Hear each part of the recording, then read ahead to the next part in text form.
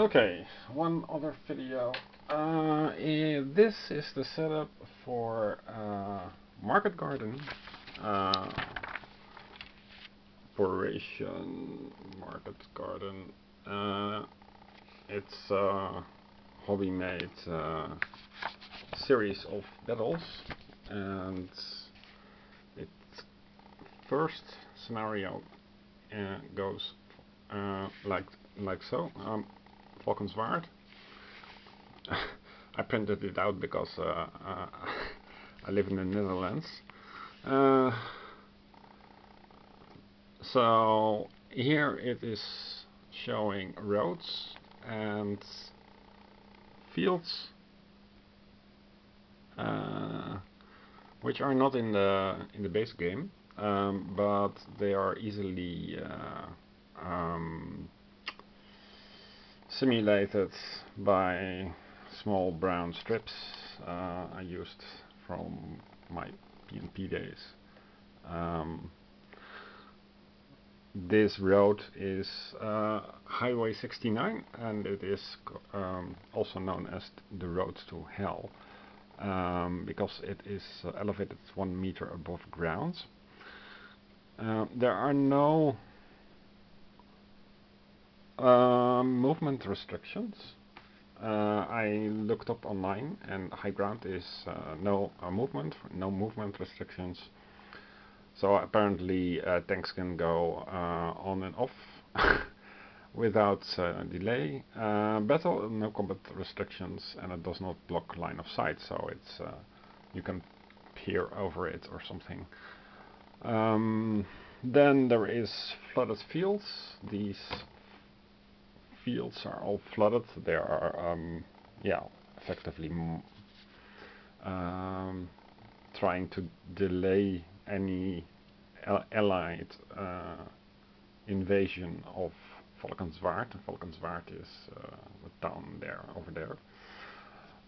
Flooded fields, moving in.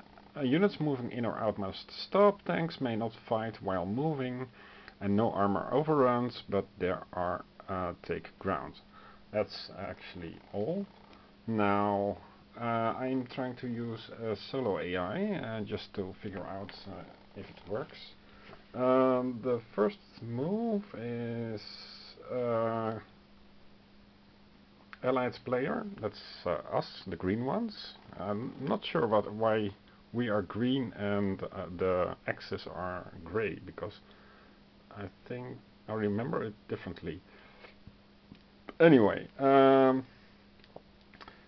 it says allied player takes 6 command cards, so I took 6 command cards. I shuffled pretty well. And allied axis player take 4 command cards. That is not going to happen. We are going to use something that I put over here. And the problem with Memoir 44 is, first of all, that it is perceived by women as too kiddie. The second part is that it is hard to take a picture or make a video on YouTube that shows everything, and so that's one of the main reasons people play board games. There is much more information available on without having to zoom in and out, and I'm going to have to zoom in and out to give an actual picture. So this is the solo unit generation I printed out online, and it's going to you roll, and then either infantry, armor, or grenade, or star. So that's one of these things. Depending on what you roll, the second one will be the further determinations for which units will play. And now, to use place markers on board where enemy units go, then when your unit is 3 hexes from marker, roll on table and place units. When enemy plays a recon 1 card, do not draw 2 cards. To use objective card chart, set up map with markers and ignore printed scenario objectives. Don't know what the hell the guy who wrote this was thinking, but so first you roll what's units, and we don't have elites here. Anti-tank or mortar unit, that also not here. Infantry unit with sandbags, okay. We have sandbags, at least, over here, these sandbags. Destroy all infantry units, destroy all armor units, capture cities or towns, or exit units off edge of board. Not sure how to apply this, but it is by 50th wrong gamer or something. Does this work? I'm not sure. So this is one of the solo variants. The other solo variant is another solo variant is this one.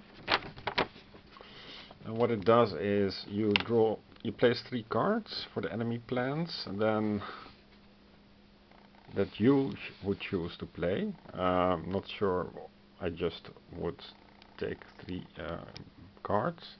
Roll a battle die. The symbol rolled will be the card that is played.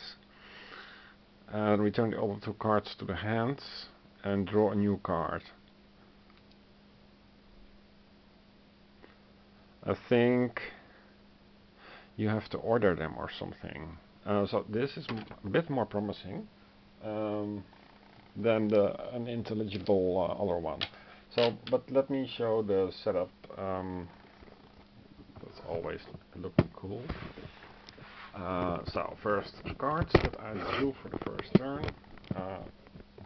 They are 2 on the left, 3 on the left, 2 on the center, 2 in the center, and 3 in the center, and 1 unit in each section. And there are a lot of units to consider. Well, as described earlier,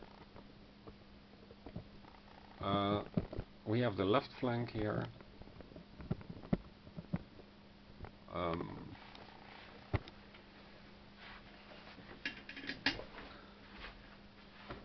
Can you see it? Yeah, so the left flank can go well, infantry is set up on the board with 4 by default, and this group can go 2 steps and then not fire, or it can do 1 step and then fire. Not sure about the firing range. I'll have to look that up. I think they can only fire, I think they fire 3, 2, 1. So they can fire here, and with 1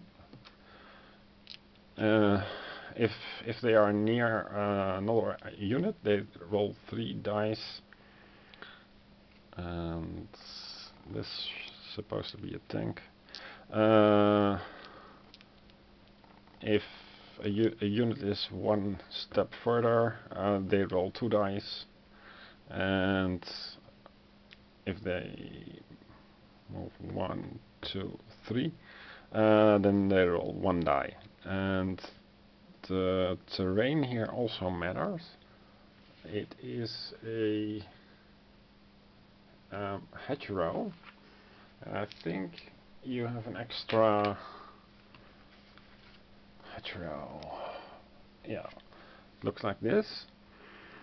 It blocks line of sight, so you can't fire something over it. Units moving in must stop. Units moving in cannot battle except French resistance. To enter, unit must start from adjacent hex. When exiting, unit must stop on adjacent hex. So you can just fire on them. However, I'm not sure what this means. I think you roll 1 die less, and tanks roll 2 dice less. But I have to look it up. So this will take a few turns before we reach them. And if we reach them, why would we want to reach them? Because from there, eventually I think with 3 units versus 1, and then you will have about 1.5 unit left. You can quickly go here and try to capture these victory points, or you can simply try to destroy units that will give, let's see how many medals.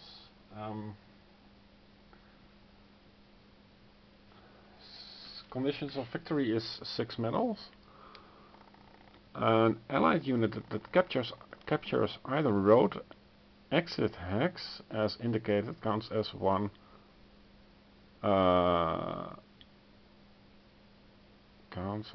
victory medal. Yeah, but there are already victory medals. I think that's the same. As long as the allied unit remains on the hex, it continues to count toward the allied victory. If the unit moves off or is eliminated, it no longer counts. Okay, I think that was the end of this video. I'll look further into the other sections.